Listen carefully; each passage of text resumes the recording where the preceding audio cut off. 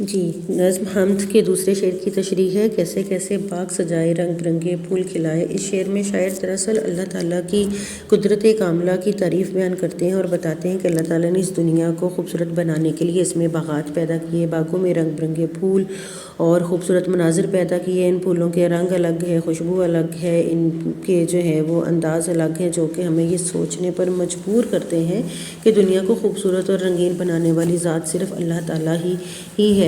یہ شعر ہمیں سبق دیتا ہے کہ کائنات کی خوبصورتی کو دیکھ کر ہم اللہ تعالیٰ کی عظمت کو پہچانیں اور اس کا شکر ادا کریں اور اللہ تعالیٰ کے جو ہے وہ ہم اور نزدیک ہو جائیں۔ تیسرا شعر ہے جی، کوئل کوکی بھنورا گونجا بلبل نے بھی گیت سنائے۔ اس شعر میں بھی شاعر بیان کرتا ہے کہ جب اللہ تعالیٰ نے اس دنیا کو پیدا کیا، اس کو رنگین بنایا پھولوں سے، اس میں رنگ برنگی آوازوں کو پیدا کر دیا تاکہ جو ہے وہ ایک آہنگ رہے، ایک خوبصورتی برقرار رہے۔ کوئل کی میٹھی آواز، بھنورے کا گونجنا اور بلبل کی میں جو ہے وہ میٹھی اور خوبصورت آواز اللہ تعالیٰ کی حمد و ثنا ہی کا ایک ذریعہ ہے۔